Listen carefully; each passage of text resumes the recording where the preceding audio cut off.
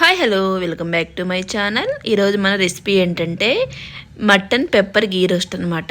ఎప్పుడైనా మీరు ట్రై చేశారా? చేయకపోతే ఖచ్చితంగా ఇలా ట్రై చేయండి. టేస్ట్ మాత్రం చాలా బాగుంటుంది. అచ్చం మనకి రెస్టారెంట్ స్టైల్లో ఉంటుంది అనమాట. ఆ ఫ్లేవర్ కానీ, ఆ గీ ఫ్లేవర్ కానీ, ఆ ముక్క స్మూత్గా కానీ టేస్ట్ అయితే అదిరిపోద్ది అనమాట. అది ఎలా తయారు చేసుకోవాలో చూసేద్దాము. నేను 1 కిలో మటన్ తీసుకున్నాను. నీట్గా ఒక 2 టైమ్స్ వాష్ చేసేసుకొని దాంట్లో పసుపు, ఒక 2 టేబుల్ స్పూన్ల కారం వేసాను. టేస్ట్ తగ్గట్టు సాల్ట్ వేసుకోవాలి. 1 టేబుల్ స్పూన్ పెప్పర్ వేసుకున్నాను అనమాట. ఒక 1/2 స్పూను ధనియాల పొడి వేసేసుకొని ఒక 3 టేబుల్ స్పూన్ నెయ్యి వేసుకోవాలి. దీంట్లో గీయే అండి ఎక్కువ ఇంపార్టెంట్ ఏంటంటే గీయే అనమాట. గీ ఎక్కువ పట్టుద్ది. వేసేసుకొని 2 టేబుల్ స్పూన్ల అల్లం వెల్లుల్లి పేస్ట్ వేసుకున్నాను. కరివేపాకు, కొత్తిమీర, మీ దగ్గర పుదీనా వేసుకోండి.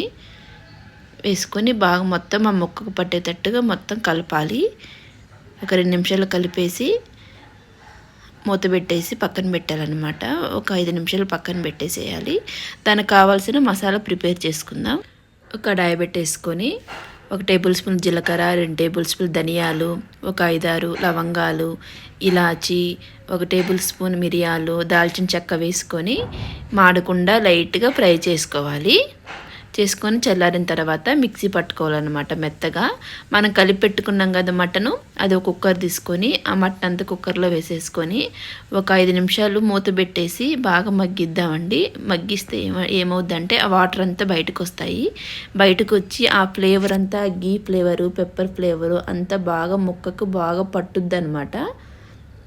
ఆ వాటర్ అంతా ఇనికిపోయేదాకా మగ్గించామంటే ఆ ఫ్లేవర్ అంతా ముక్కకు బాగా పట్టుద్ది. చూడండి బాగా ఇనికిపోయినాయి కదా వాటర్ అంతా. దీంట్లో ఒక 2 గ్లాసులు వాటర్ పోసుకుందాము.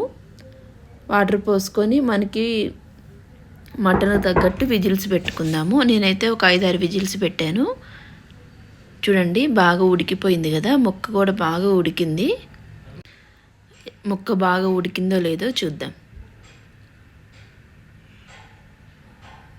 చూడండి బాగా సాఫ్ట్గా బాగా ఉడికింది కదా. పక్కన పెట్టేసుకొని మనం ఇప్పుడు దాన్ని ఫ్రై చేసుకుందాము.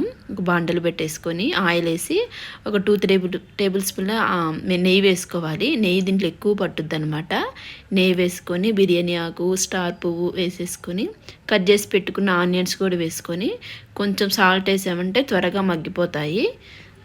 కొంచెం మగ్గిన తర్వాత ఒక టేబుల్ స్పూన్ అల్లం వెల్లుల్లి పేస్ట్ వేసుకొని పచ్చి వాసన పోయేదాకా ఫ్రై చేసుకోవాలి. బ్రౌన్ కలర్గా ఫ్రై చేసుకోవాలి. ఆనియన్స్ ఫ్రై అయిన తర్వాత మనం ఉడికించి పక్కన పెట్టుకున్నాం కదా మటను, ఆ వాటర్తో సహా పోసేయాలండి. పోసేసి మనకి ఇప్పుడు ఉప్పు కారం అది ఇప్పుడే చూసుకొని ఏదన్నా తక్కువ ఉంటే వేసేసుకొని మూత పెట్టేసామంటే ఆ వాటర్ అంతా బాగా ఇనికిపోతాయి అన్నమాట. చూడండి బాగా దగ్గరికి అయింది కదా. అప్పుడు మనం మసాలా పట్టి పెట్టుకున్నాం కదా, ఆ మసాలా పౌడర్ కూడా వేసేసుకొని కొంచెం గ్రేవీ కావాలంటే అలాగే ఉంచేసేయచ్చు. లేదు ఇంకొంచెం రోస్ట్గా కావాలి అంటే ఇంకో 5 మినిట్స్ ఉంచుకున్నామంటే కొంచెం డ్రైగా రోస్ట్గా అవుద్ది. అప్పుడు దాంట్లో కొంచెం కరివేపాకు, కొత్తిమీర, మనం సన్నగా కట్ చేసి పెట్టుకున్న పచ్చిమిరపకాయలు, నేతిలో వేయించుకున్న కాజు కూడా వేసేసుకొని బాగా ఒక్కసారి మొత్తం మిక్స్ చేసుకోవాలన్నమాట. చూస్తుంటే మీకు నోరు ఊరిపోతుందనమాట. ఇంకా తీసేసేయడమే. టేస్ట్ అయితే చెప్పబడలేదండి, అంత బాగుంటుంది. ఉట్టి ముక్కలే తినొచ్చు అనమాట.